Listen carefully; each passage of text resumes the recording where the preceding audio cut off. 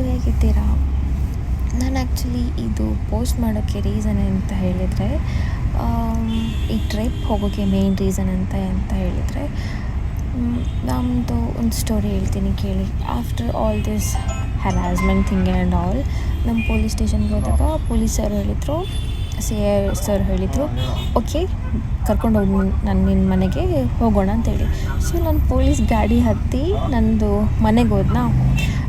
ಅಂದರೆ ನಮ್ಮ ಮಂಜೇಶ್ವರದಿಂದ ನಂದು ಮನೆಗೆ ಹೋದೆ ನಾನು, ಇವನ್ ಪೊಲೀಸ್ ಗಾಡೀಲಿ. ಸೊ ಇಬ್ಬರು ಪೊಲೀಸ್ ಇದ್ದರು, ನಾನು ಹಿಂದ್ಗಡೆ ಕೂತ್ಕೊಂಡು ಮನೆಗೆ ಹೋದ್ನಾ.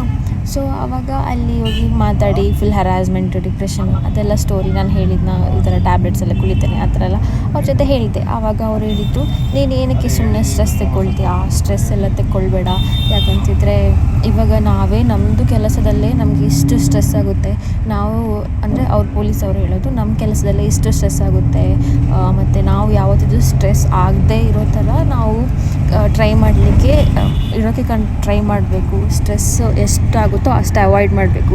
ಸುಮ್ಮನೆ ಸ್ಟ್ರೆಸ್ ತೆಕ್ಕೊಳ್ಬೇಡ, ಕೆಲಸದಲ್ಲಿ ಫೋಕಸ್ ಮಾಡು, ಹ್ಯಾಪಿ ಮೂಮೆಂಟ್ಸಲ್ಲಿ ಫೋಕಸ್ ಮಾಡು, ಸ್ಟ್ರೇಂಜರ್ಸ್ ಟ್ರಿಪ್ಗೆ ಹೋಗು, ಎಲ್ಲಾದರೂ ಟ್ರಿಪ್ಪಿಗೆ ಹೋಗು, ಆ ಥರ ಎಲ್ಲ ನನಗೆ ತುಂಬ ಹೇಳಿದ್ರು ಆಯಿತಾ. ಸೊ ಆವಾಗ ನನಗೆ ಅನ್ನಿಸ್ತು, ಕರೆಕ್ಟ್, ಅವರೆಲ್ಲ ಹೇಳಿದ್ದು ಕರೆಕ್ಟ್ ಇದೆ. ಅಂದರೆ ಇವಂದು ಲೈಕ್ ನಮಗೆ ಇದು ಜೆಂಡರ್ ಗ್ಯಾಪ್ ಇದ್ದರು, ನಾವು ಫೀಮೇಲ್ಸ್ ಆಗಿದ್ದು, ಅವರು ಮೇಲ್ ಕಾಪ್ಸ್ ಆಗಿತ್ತು. ಸೊ ಆ ಥರ ಆಗಿದ್ರು ಲೈಕ್ ಸ್ಟ್ರೆಸ್ ಅಂತ ಹೇಳೋದು ಎಲ್ಲರಿಗೂ ಬಂದೇ ಬರುತ್ತೆ. ಲೈಕ್ ಡಿಪ್ರೆಷನ್ ಅಂತೂ ಮತ್ತೆ ಹೇಳೋದೇ ಬೇಡ. ಇವಾಗ ಕೆಲಸದ್ದು ಸ್ಟ್ರೆಸ್ ಇರುತ್ತೆ, ಮತ್ತು ಮನೆಗೆ ಅವ್ರದ್ದು ಎಲ್ಲ ಕೆಲಸ ಎಲ್ಲ ಬಿಟ್ಟು ಒಂದು ಹ್ಯಾಪಿ ಕೆಲಸದಲ್ಲಿ ಸ್ಟ್ರೆಸ್ ಇರುವಾಗ ಅದೆಲ್ಲ ಬಿಟ್ಟು ಒಂದು ಹ್ಯಾಪಿ ಪ್ಲೇಸ್ ಅಂತ ಹೇಳಿದರೆ ಮನೆ ತಾನೇ ಇರೋದು. ಆ ಮನೆಗೆ ಬಂದಾಗ ಅಲ್ಲಿನೂ ಹರಾಸ್ಮೆಂಟ್ ಆಗಿ, ಅಲ್ಲಿದ್ದು ಸ್ಟ್ರೆಸ್ ಆಗಿ, ಅಲ್ಲಿನೂ ಡಿಪ್ರೆಷನ್ ಆಗುತ್ತೆ ಅಂತ ಹೇಳುವಾಗ, ಅಂದರೆ ಒಬ್ಬ ಮನುಷ್ಯನಿಗೆ ಮೇಯ್ನಾಗಿ ಎಮೋಷನಲ್ ನೀಡ್ ತುಂಬ ಇಂಪಾರ್ಟೆಂಟ್. ಸೊ ಇವರು ಎಮೋಷನಲಿ ಈ ಥರ ಹರಾಸ್ ಮಾಡ್ತಿರುವಾಗ ಎಲ್ಲೂ ಹೋಗೋಕ್ಕಾಗಲ್ಲ. ಬಿಕಾಸ್ ಏನಂತ ಮಾಡ್ಬೋದು, ಲೈಕ್ ಹೊರಗಡೆನೂ ಸ್ಟ್ರೆಸ್ ಇರುತ್ತೆ, ಒಳಗಡೆ ಬಂದರು ಮನೆಗೆ ಬಂದರು ಅಲ್ಲಿ ಸ್ಟ್ರೆಸ್ ಇರುತ್ತೆ. ಫೈನಾನ್ಷಿಯಲಿ ಒಂದು ಹುಡುಗಿಗೆ ಅಪ್ಪ ದುಡ್ಡು ಕೊಡೋದಿಲ್ಲ, ಅಮ್ಮ ದುಡ್ಡು ಕೊಡೋದಿಲ್ಲ ಅಂತ ಹೇಳುವಾಗ ಆ ಕಡೆಯಲ್ಲೂ ಅವಳಿಗೆ ದುಡ್ಡಿನ ವಿಷಯದಲ್ಲೂ ಅವಳಿಗೆ ಸ್ಟ್ರೆಸ್ ಇರ್ತದೆ. ಈ ಸಮಾಜ ಅವಳನ್ನು ನೋಡೋ ವಿಷಯದಲ್ಲೂ ಅವಳಿಗೆ ಸ್ಟ್ರೆಸ್ ಇರ್ತದೆ, ಬಾಕಿ ಕೆಲಸ ಮಾಡೋ ವಿಷಯದಲ್ಲೂ ಸ್ಟ್ರೆಸ್ ಇರ್ತದೆ. ಎಲ್ಲಿಗೋದ್ರೂ ಸ್ಟ್ರೆಸ್ ಅಂದರೆ ಇದ್ದೇ ಇರುತ್ತೆ. ಸೊ ನೀನು ಟೆನ್ಷನ್ ಮಾಡಬೇಡ ಸ್ವಲ್ಪ. ಅದೇ ಒಬ್ಬರು ನನಗೆ ಇವಾಗಲೂ ಅವ್ರು ರೈಟ್ ಸೈಡಲ್ಲಿ ಕೂತ್ಕೊಂಡು ಡ್ರೈವ್ ಮಾಡ್ತಾಯಿದ್ರು. ಅವ್ರು ಇವಾಗಲೂ ನನಗೆ ಹೇಳಿದ ನೆನಪಿದೆ, ನೀನು ಎಂತಕ್ಕೆ ಟೆನ್ಷನ್ ಮಾಡ್ತೀಯಾ, ಕೆಲಸ ಮಾಡು, ಸ್ವಲ್ಪ ಸೇವಿಂಗ್ಸ್ ಮಾಡು, ಟ್ರಿಪ್ಪಿಗೆ ಹೋಗಂತ ಹೇಳಿದರು. ಸೊ ನಾನು ಅದನ್ನು ಫುಲ್ ಸೀರಿಯಸ್ ಆಗಿ ತಗೊಂಡೆ. ಎನಿವೇಸ್ ನನ್ನ ಜೊತೆ ಸ್ವಲ್ಪ ಸೇವಿಂಗ್ಸ್ ಇದ್ದದ್ರಲ್ಲಿ ಇಲ್ಲಿಗೆಲ್ಲ ಹೋಗಲಿಕ್ಕೆ ತುಂಬ ದುಡ್ಡು ಖರ್ಚಾಗಲ್ಲ. ಜಸ್ಟ್ ಒಂದು ಬಸ್ಸಲ್ಲಿ ಹೋದರೆ ಎಷ್ಟು 100 ರೂಪೀಸಲ್ಲಿ ಉಡುಪಿಗೆ ತಲುಪ್ತೀರಾ. ಅಲ್ಲಿಂದ ನಿಮ್ಮದು ಫ್ರೆಂಡ್ಸ್ ಹತ್ರ ಹೋದರೆ, ಫ್ರೆಂಡ್ಸ್ ಒಟ್ಟಿಗೆಲ್ಲ ಹೋದರೆ 4-5 ಜನ ಹೋದರೆ ತುಂಬ ಖುಷಿಯಾಗಿರುತ್ತೆ. ಸೊ ಅದೇ ಶೇರ್ಡಲ್ಲಿ ಹೋದರೆ ಅಷ್ಟೊಂದು ಖರ್ಚೇ ಆಗೋಲ್ಲ. ಬಸ್ಸಿದ್ದು 100 ರೂಪೀಸ್ ಖರ್ಚಾಗುತ್ತೆ. ಮಿನಿಮಮ್ ಒಂದು 250 ನಿಮಗೆ ಇಲ್ಲಿಗೆ ರೀಚ್ ಆಗ್ಬೋದು.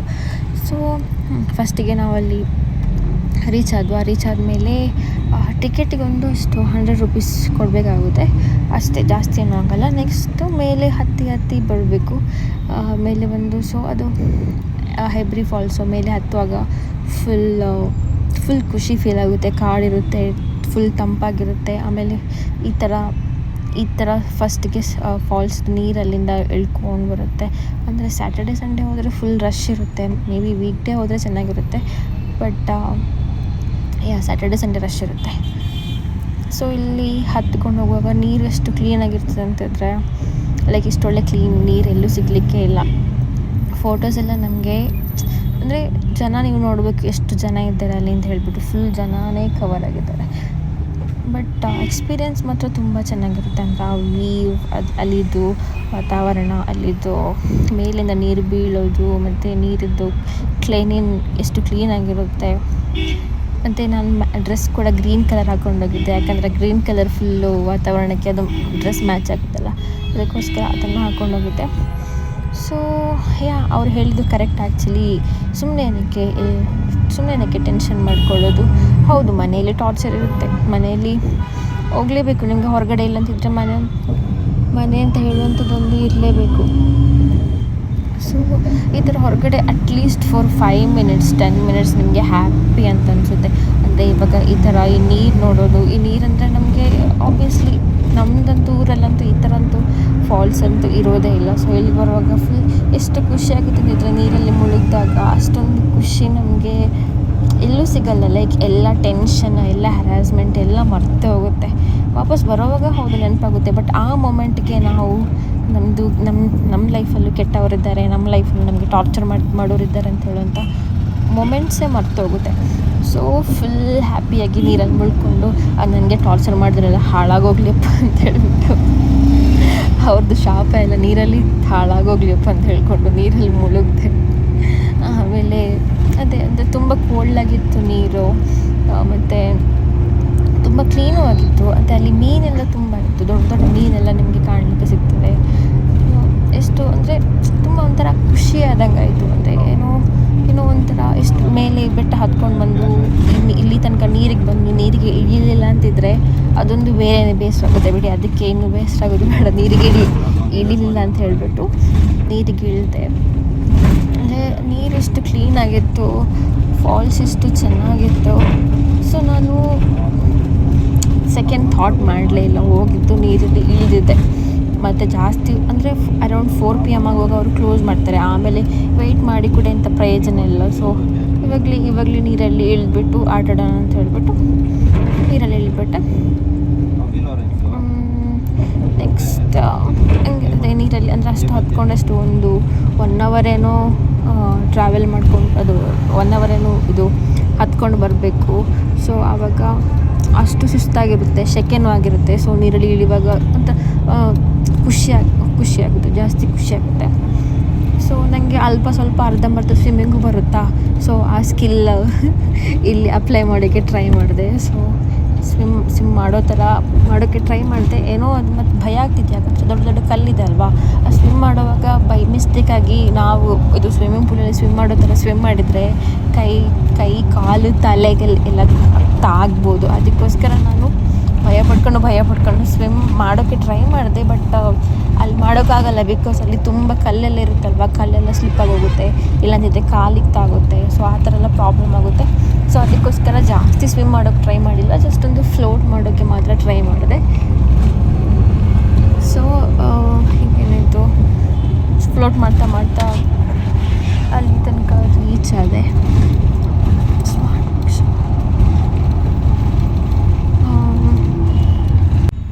ಮತ್ತು ಸ್ವಲ್ಪ ಹೊತ್ತಾದಮೇಲೆ ನಂದು ಫ್ರೆಂಡ್ಸೂ ರೀಚ್ ಆಗೋಕ್ಕೆ ಸ್ಟಾರ್ಟ್ ಮಾಡಿದರು. ಅಂದರೆ ಇದು ಅವರನ್ನು ನೀರಿಗೆ ಇಳಿಯೋಕ್ಕೆ ಸ್ಟಾರ್ಟ್ ಮಾಡಿದರು. ಅವರನ್ನು ನಾನು ಹೇಳಿದೆ, ಚೆನ್ನಾಗಿದೆ, ಸೇಫಾಗಿದೆ ನೀರು, ಬನ್ನಿ ಪರವಾಗಿಲ್ಲ. ಬಿಕಾಸ್ ಅವ್ರದ್ದೆಲ್ಲ ಫಸ್ಟ್ ಟೈಮ್ ನೋಡಿದ್ದಲ್ಲ, ಅವ್ರಿಗೆಲ್ಲ ಇಳಿಯೋಕ್ಕೆಲ್ಲ ಅಷ್ಟೊಂದು ಧೈರ್ಯ ಮಾಡಲಿಲ್ಲ.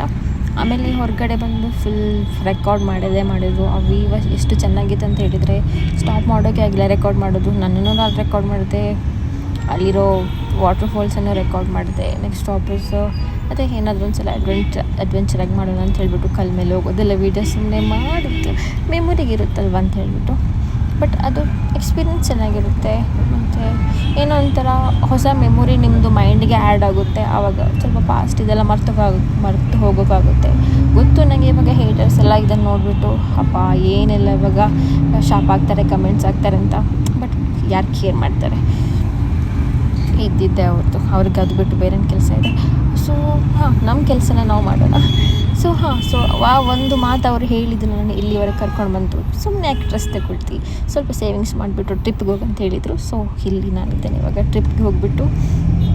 ಅಷ್ಟೊಂದು ಖುಷಿಯಾಗಿಲ್ಲ ಅಂದ್ರೂ ಒಂದು ಮನಸ್ಸಿಗೊಂದು ನೆಮ್ಮದಿ, ಒಂದು 5 ನಿಮಿಷ 10 ನಿಮಿಷಕ್ಕೊಂದು ನೆಮ್ಮದಿ ಸಿಗುತ್ತಲ್ವ, ಅಷ್ಟು ಸಾಕು ನನಗೆ. ಬಟ್ ಈ ಥರ ಅಂದರೆ ಅಲ್ಲಿ ಎಲ್ಲರೂ ಮಾಡ್ತಿದ್ರು ಆಯಿತಾ, ಬಾಕಿ ಮಕ್ಕಳೆಲ್ಲ ಹೋದವರೆಲ್ಲ ಮಾಡ್ತಾಯಿದ್ರು. ನಾನು ಟ್ರೈ ಮಾಡಿಲ್ಲ ಅಂದಿದ್ರೆ ಆಗುತ್ತಾ, ನಾನು ಟ್ರೈ ಮಾಡಿದೆ ಬಿಡ್ತೀನ. ಸೊ ಇದನ್ನು ಕೂಡ ಟ್ರೈ ಮಾಡಿದೆ, ಬಿಕಾಸ್ ಅವ್ರು ಮಾಡುವಾಗ ನನಗೂ ಮಾಡ್ಬೇಕಂತ ಅನಿಸ್ತು. ಸೊ ನಾನು ಹಂಗೆ ಟ್ರೈ ಮಾಡಿದೆ. ಅದೂ ಫುಲ್ ಚೆನ್ನಾಗಿತ್ತು. ಇದೊಂದು ಎಕ್ಸ್ಪೀರಿಯೆನ್ಸ್ ಚೆನ್ನಾಗಿತ್ತು. ಈ ಹೆಬ್ರಿ ಫಾಲ್ಸಿಗೆ ನಾನು ತುಂಬ ಸಲ ಹೋಗಿದ್ದೀನಿ, ಬಟ್ ಈ ಥರ ಇರೋದು ಅಲ್ಲಿ ಇರಲಿಲ್ಲ. ಬಟ್ ಇವಾಗ ಈ ಥರ ಇತ್ತಲ್ವ. ಸೊ ಅಂದರೆ ಏನು ಗೊತ್ತಾ, ನಾನು ಫ್ಯಾಮಿಲಿಯವರನ್ನೆಲ್ಲ ಕರ್ಕೊಂಡು ಹೋಗ್ತಿದ್ನಾ, ಅವ್ರಿಗೆ ಕರ್ಕೊಂಡೋಗಿ ಅಹಂಕಾರ ಜಾಸ್ತಿ ಆಗಿದೆ. ಅದು ಅವರಿಗೊಂದು ನೆನಪು ಸಹ ಇಲ್ಲ, ಅದಿರಲಿ ಬಿಡಿ. ಅವರನ್ನಂತಕ್ಕೆ ನಾನು ಕರ್ಕೊಂಡು ಹೋಗ್ಬೇಕು, ನಾನು ಹೋಗ್ತೀನಿ ಇವಾಗ. ಅವರು ಅದನ್ನು ಡಿಸರ್ವೇ ಮಾಡೋದಿಲ್ಲ ನೋಡಿ. ಅವರು ಹೇಗಿದ್ರು ಅವರು ಇದು ಸ್ಟಾಕ್ ಮಾಡಿ ವೀಡಿಯೋ ನೋಡ್ತಾರಲ್ಲ, ನೋಡಿಬಿಟ್ಟು ಹುರ್ಕೊಳ್ಳಿ ಬಿಡಿ. ಅದಾದಮೇಲೆ ಅಲ್ಲಿ ಡ್ರೆಸ್ ಚೇಂಜ್ ಮಾಡಲಿಕ್ಕೆ ಇವಾಗ ಆಪ್ಷನ್ ಇದೆ ಆಯಿತಾ. ಸೊ ಡ್ರೆಸ್ ಚೇಂಜ್ ಮಾಡಿಬಿಟ್ಟು ನಾವು ನೆಕ್ಸ್ಟ್ ಡೆಸ್ಟಿನೇಷನ್ಗೆ ಹೋಗ್ಬೇಕಂತ ರೆಡಿ ಆಗ್ತಿದ್ದೆ. ನೆಕ್ಸ್ಟ್ ಡೆಸ್ಟಿನೇಷನ್ ಒಂದು ಟೆಂಪಲ್ ಇದೆ ಅಲ್ಲೇ, ಆ ಟೆಂಪ್ಲಿಗೆ ಹೋಗ್ಬೇಕಂತ ರೆಡಿ ಆಗ್ತಿದ್ದೆ. ಅಂದರೆ ನೀವು ಅದು ಗಣೇಶದ್ದು ಮೂವಿ ಉಂಟು, ಎಂಥ ಮೂವಿ ಹೆಸರೆಂತ ಮುಗುಳ್ನಗೆ ಅಂತೇಳಿ ಅಂತ ಮೂವಿ ಉಂಟು. ಆ ಮೂವಿ ಎಲ್ಲ ಅವನು ಟೆಂಪಲಲ್ಲಿ ಶೂಟ್ ಮಾಡಿದ್ದು. ಅದಕ್ಕೆಂತ ಹೋಗೋದಿಲ್ಲ, ಬಟ್ ಎಂತಕ್ಕೆಂತಿದ್ರೆ ಆಯಿತು ಮತ್ತು ಕೆರೆ ಮಧ್ಯೆ ಅದು ಆ ಟೆಂಪಲಿಗೆ ಹೋಗ್ಬೇಕಾದ್ರೆ ದೋಣಿಯಲ್ಲಿ ಹೋಗಬೇಕು. ಅದಕ್ಕೋಸ್ಕರ ಅದೊಂದು ಎಕ್ಸ್ಪೀರಿಯೆನ್ಸ್ ಬೇರೆ ಇರ್ತಲ್ಲ ಅಂತೇಳಿ ಅಲ್ಲಿ ಟೆಂಪ್ಲಿಗೆ ಹೋಗಲಿಕ್ಕೆ ನಾನು ರೆಡಿ. ಅಲ್ಲಿಂದ ಹೊರಡೋಗಿ ಅರೌಂಡ್ 4 ಗಂಟೆ ಆಗಿತ್ತು, ಬಿಕಾಸ್ 4 ಗಂಟೆಗೆ ಅದು ಕ್ಲೋಸ್ ಆಗುತ್ತೆ. 3:30ಗೆ ಅವ್ರು ಬಂದು ಹೇಳ್ತಾರೆ ಹೋಗ್ಬೇಕಂತ ಹೇಳ್ಬಿಟ್ಟು. ಸೊ ಈ ಥರ ವ್ಯೂ ನೋಡಿಕೊಂಡು ಅಲ್ಲಿಂದ ಹೊರಟ್ವಿ. ಬಟ್ ವ್ಯೂ ಮಾತ್ರ ತುಂಬ ಚೆನ್ನಾಗಿತ್ತು. ಈವ್ನಿಂಗ್ ಕೂಡ ತುಂಬ ಚೆನ್ನಾಗಿತ್ತು.